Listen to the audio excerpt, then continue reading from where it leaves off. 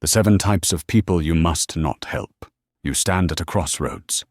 One path leads to the man you could become, powerful, respected, master of your own fate.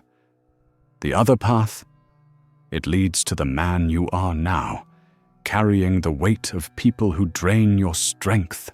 Society taught you a lie, a deadly lie that keeps you weak.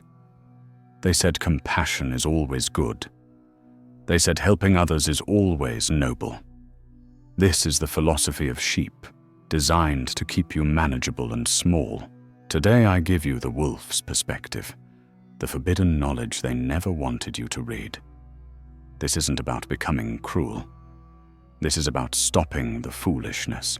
Your energy, your time, your focus, these are your weapons. They are limited. Every ounce you waste on the wrong people is betrayal against your own future. Machiavelli wasn't evil. He was awake. He understood that life is a game of power, and emotion is a luxury the ambitious cannot afford.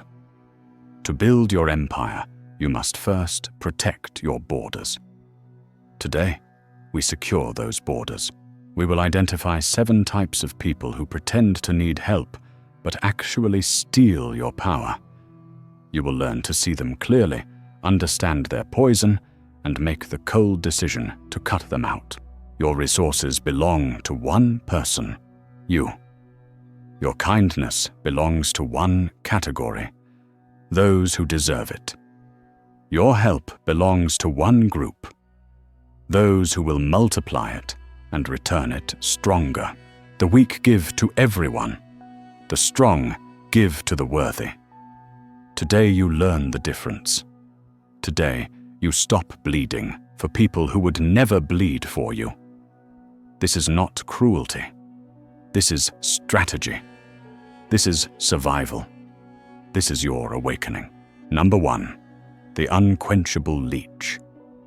The first enemy of your rise is everywhere, the unquenchable leech. This person doesn't walk into your life. They ooze in, carrying an empty cup that never fills. They live from crisis to crisis, playing victim songs on the world's smallest violin. You know them by their words. Every conversation starts with a sigh and ends with their hand out. I hate to ask, but becomes their war cry. They praise your strength not from respect, but to justify bleeding you dry.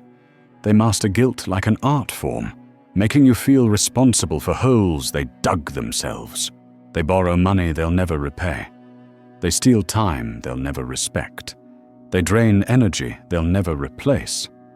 And when you finally have nothing left to give, they don't thank you. They move to their next victim, telling everyone how you let them down. Here's what Machiavelli understood. The leech breaks the first rule of power.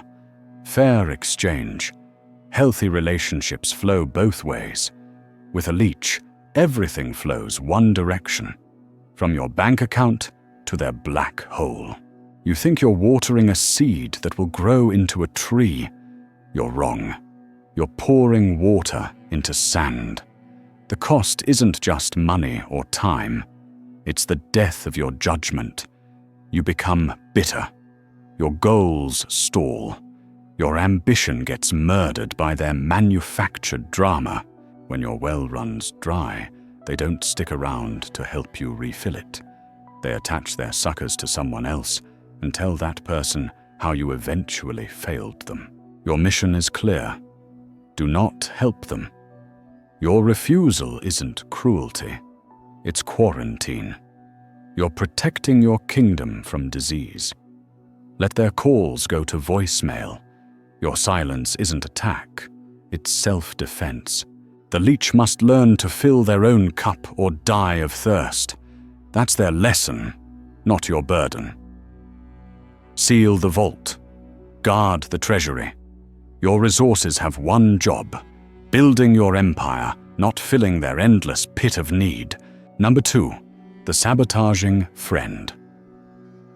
Now we face something more dangerous: the sabotaging friend. This snake wears the mask of friendship while injecting poison into your success. They want you to do well, but never better than them. You'll spot this fake friend through their twisted language. They deliver insults disguised as honest feedback. They plant doubt seeds disguised as playing devil's advocate. Watch their eyes when you share good news. You'll see a flash of jealousy before the fake smile appears. They give advice designed to make you fail. They encourage your bad habits. They shrink your wins in front of others with comments like, "He got lucky, but good for him." They remember every mistake you made and remind you when you try to grow. Here's what Machiavelli knew. This person is your enemy wearing a friend's mask. Giving them access to your plans, your weaknesses, your dreams is strategic suicide. You're showing your battle plans to a spy. They feed on your failures because it makes them feel better about their own cowardice. Your success becomes a painful mirror showing their inaction. So they throw stones at everything you build. They convince you to aim lower, take safer paths, doubt your instincts. For every 2 steps forward you take, they guide you 1 step back. You'll feel drained and confused around them, never realizing the person patting your back is also stabbing it. Your response must be ruthless. Do not help them. Don't share your big plans. Don't ask their advice. Don't celebrate victories in their presence. Create distance without drama. Cornered snakes bite. Become boring to them. Become unavailable. Let the relationship die from lack of attention. A true king doesn't announce his enemies. He simply removes them from the chessboard. Stop feeding the snake that bites you. Stop warming the viper in your chest. Stop helping the friend who secretly prays for your failure. Cut them out before they cut you down. Number 3. The martyr of their own making. Beware the professional victim, the martyr of their own making. This person doesn't face tragedy. They create it. They're addicted to the attention that drama brings. Their life is a bad movie, where they're always the hero fighting a world that's mysteriously against them. You know them by their story. Nothing is ever their fault. Their boss is evil. Their ex is crazy. Their landlord is a monster. Every red light is personal. They don't learn from mistakes because in their mind, they don't make any. They make brave choices that didn't work out. They don't want solutions. They want an audience. They want you to witness their struggle, validate their suffering, shake your fist at the cruel sky with them. Every piece of advice you give gets shot down with, "Yes, but." They're not looking for a key to escape their prison. They're looking for a more comfortable pillow to cry on. Machiavelli's analysis is brutal but true. The martyr is a black hole for problem-solving energy. Helping them is like trying to fill a bucket with no bottom. You're not helping, you're enabling. You're rewarding the exact behavior that keeps them failing. The cost? Your sanity. You'll exhaust yourself offering brilliant advice that never gets used. You become a supporting actor in their never-ending soap opera. Your mind, which should focus on building and conquering, gets consumed trying to solve their imaginary problems. They drain your optimism and replace it with exhausted cynicism. You start to believe the world really is against people, when the truth is simpler. Some people are against themselves. Your mission: do not help them. Don't be their therapist.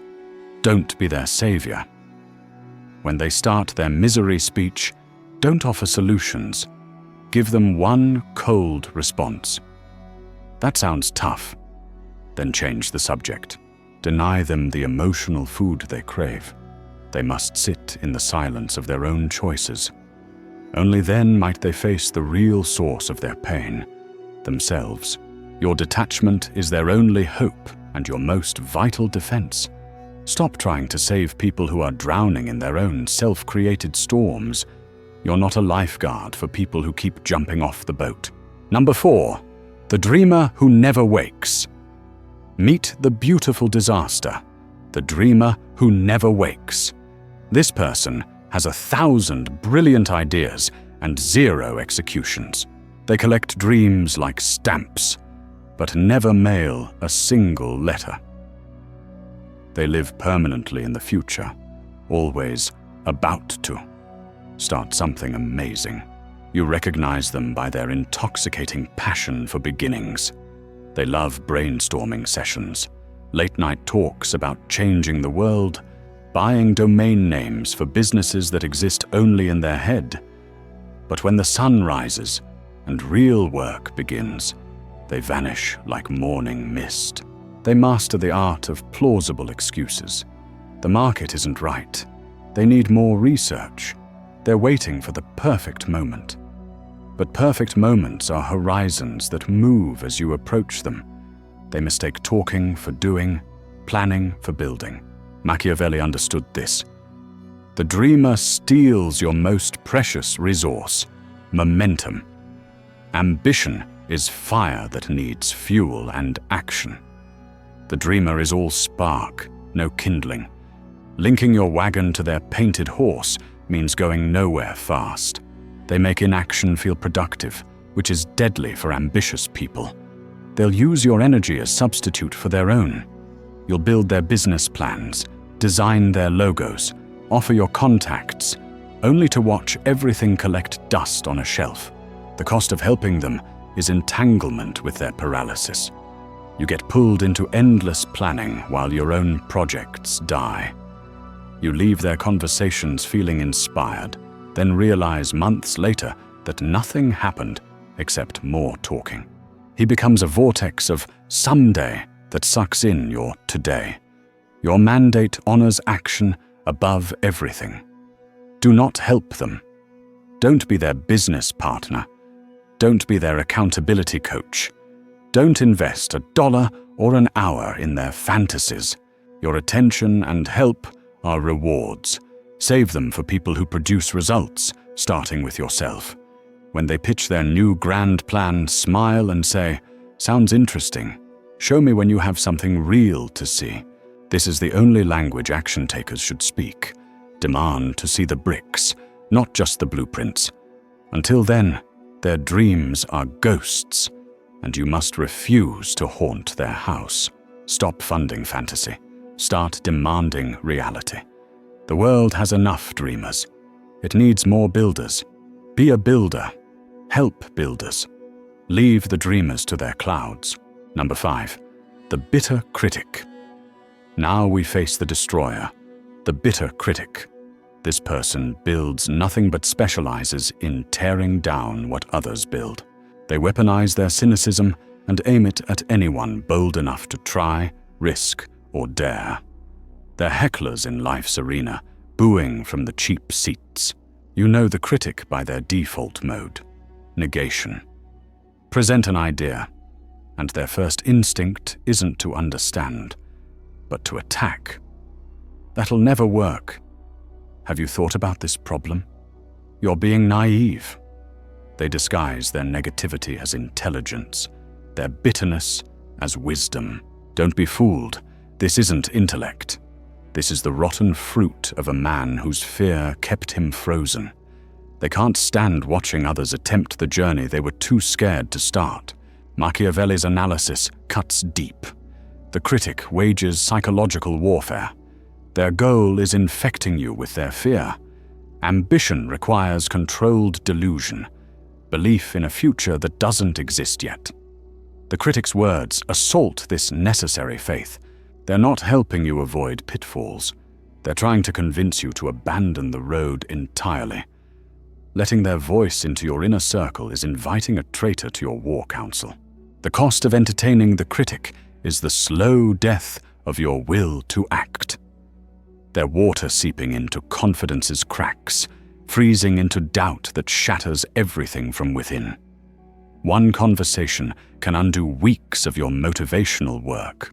They make you second-guess strengths, obsess over weaknesses, see only obstacles instead of prizes. They embody the resistance every great person must overcome. Your defense must be absolute. Do not help them. Don't seek their approval. Don't defend your dreams to them. Don't play their game of intellectual chess. It's rigged against you. When they offer unsolicited criticism, treat it as meaningless noise. Give them one bulletproof response. I'll keep that in mind. Then walk away. Your vision isn't a democracy. It's a dictatorship, and you're the king. The critic gets no vote. Banish them from your mental kingdom. Their doubts are their prison. Don't let them become yours. Number 6, the fair weather follower. Study the opportunist, the fair weather follower. This person loves basking in your sunshine, but offers no shelter when storms hit. They're drawn to success like flies to honey, eager when you're winning, invisible when you're struggling. You spot them by their conditional loyalty. When your stock is high, they're always available, quick with compliments, eager to be seen with you. They ride your coattails, bask in your reflected glory, leverage their connection to you for personal gain. But watch what happens at the first sign of trouble. A failed project, financial setback, public mistake. Suddenly their calls get shorter. They're busy with work. They become unavailable. Their loyalty isn't to you as a person, it's to your position, your success, your usefulness. Machiavelli's assessment is pure strategy.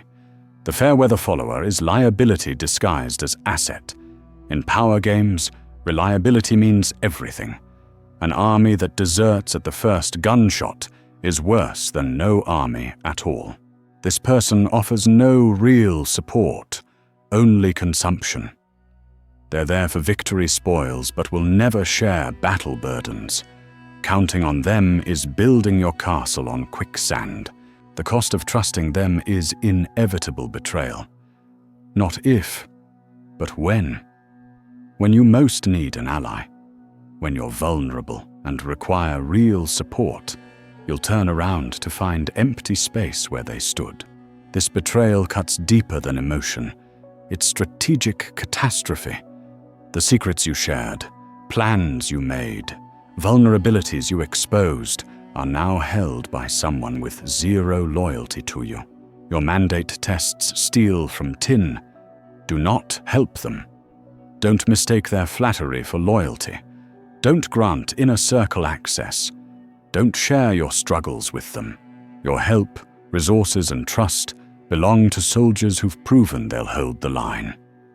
The others are camp followers.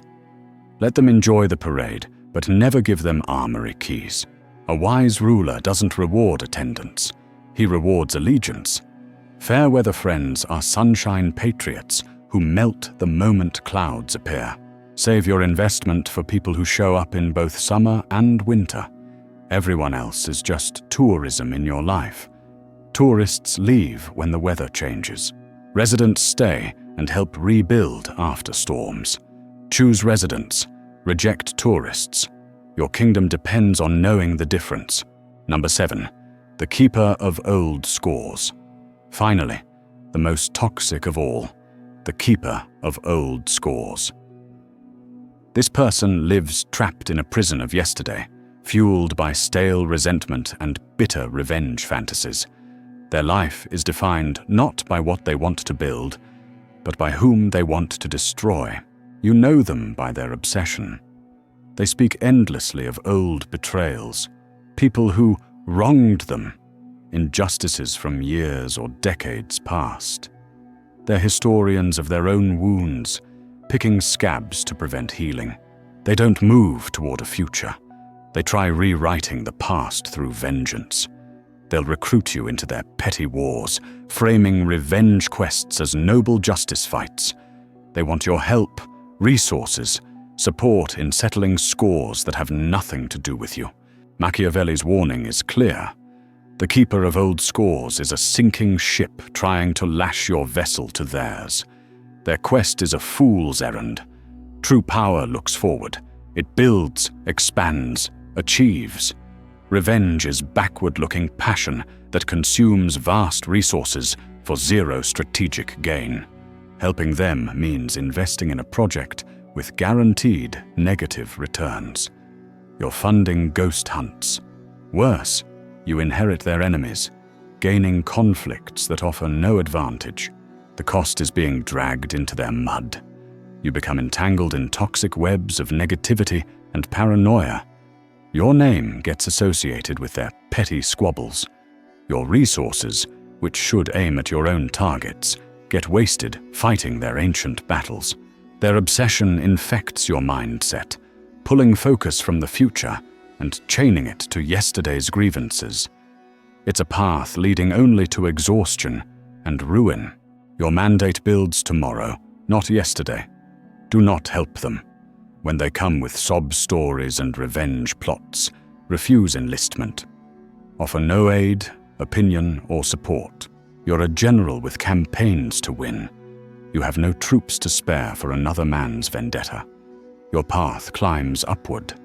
Theirs circles back to the same graveyard. Let them mourn old wounds alone. True kings don't concern themselves with grave-digger squabbles. They have thrones to claim. The past is a cemetery. The future is a kingdom.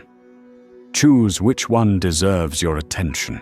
These are your 7 enemies: the Leech, the Saboteur, the Martyr, the Dreamer, the Critic, the Follower, and the Scorekeeper. They're not story characters. They're real people in your life right now. Look around. You see them. You feel their drain. For years, you've helped them from misplaced duty and flawed kindness. Today, that ends. Withholding help from the unworthy isn't cruelty. It's the highest self-respect. It's the king's right. It's ultimate resource management. Your time, energy, and ambition are your future empire's lifeblood. You're the sole guardian of these treasures. Giving them to people who'll waste them bankrupts your own tomorrow. Starting now, audit your circle ruthlessly. Identify the drains and seal them. Identify the liabilities and cut them loose. This will hurt. You'll be called selfish and cruel. Let them talk. Sheep have many words for wolves. It doesn't stop the hunting. Your greatness isn't measured by how many people you carry. It's measured by heights you climb. You can only climb when unburdened. Go now. See your life through this new, cold, powerful lens. Exercise the king's right. Choose your rise. The weak help everyone. The strong help the worthy. The powerful help themselves first. You are not a charity. You are a kingdom. Kingdoms have borders. Guard yours. Do not help them.